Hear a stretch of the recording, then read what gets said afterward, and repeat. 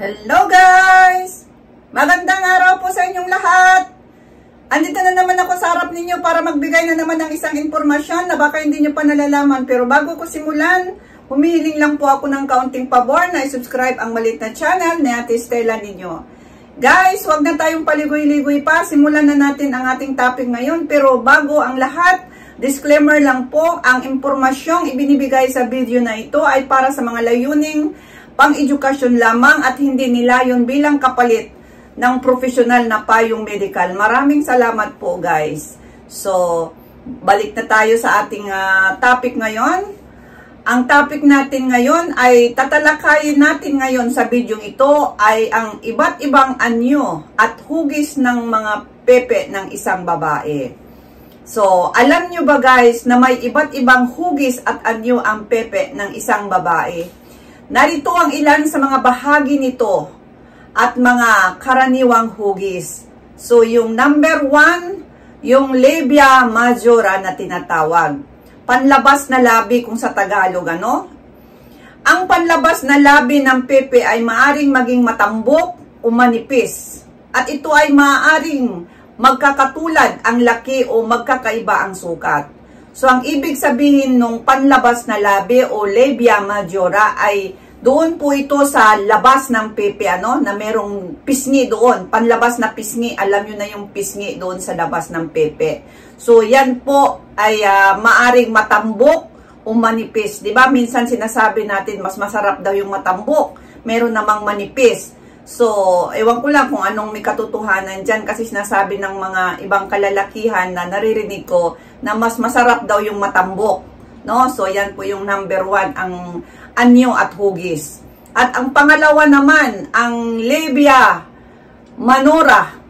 Panloob naman na labi ito doon sa loob.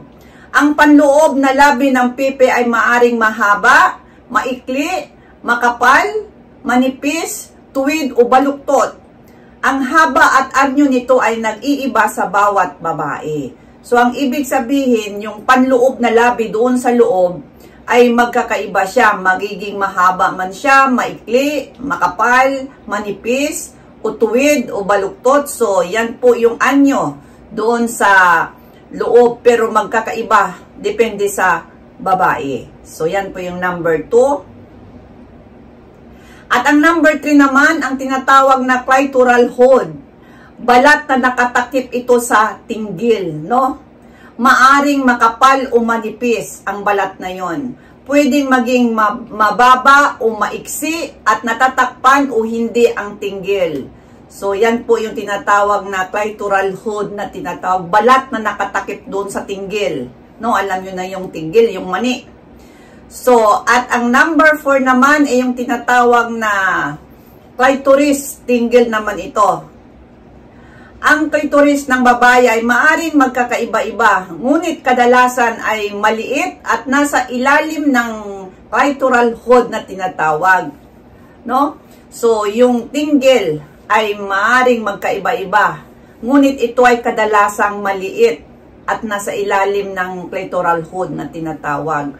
So, yan po yung ano. At may iba't ibang anyo din at hugis ng tinggil. Depende rin sa babae. So, siguro, doon sa mga nakakakita, iba-iba talaga rin ang hugis niya, no? Pati yung ano niya.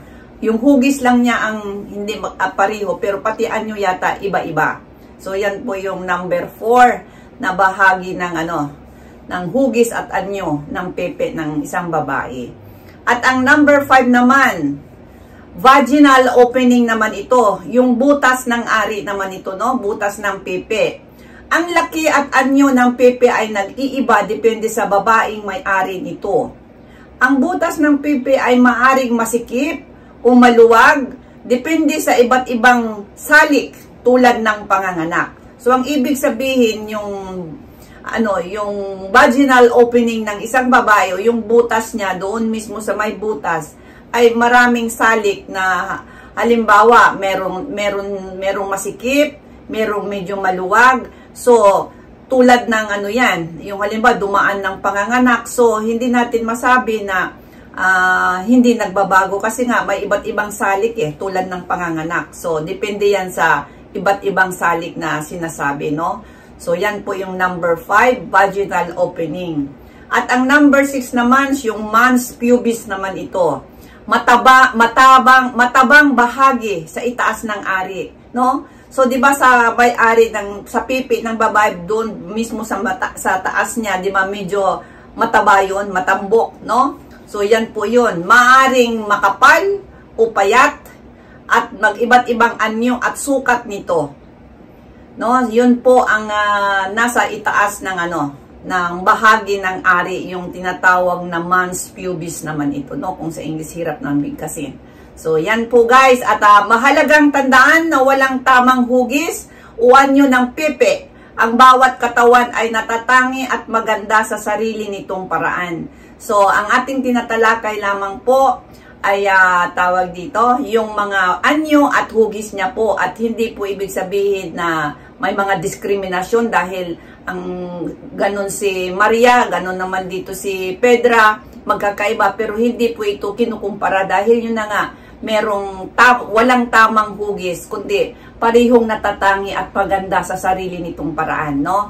So, hindi po natin pwedeng sabihin na, naku, ano ba yun? Ganito ba yun? Kasi nga, natural lamang na magkakaiba ang tawag dito, ang may katawan ng isang babae. So, naiiba rin din yung mga formation, yung mga hugis, at saka anyo. Kagaya rin naman din sa mga kalalakihan, hindi rin naman natin masabi na magkakapareho yung sukat ng piston nila. So, ganun din sa sa pepe ng babae, no? Na magkakaiba din. Pero, yun na nga sinabi ko na hindi po ito pwedeng ikumpara sa A at saka kay B dahil magkakaiba po ang katawan ng isang babae.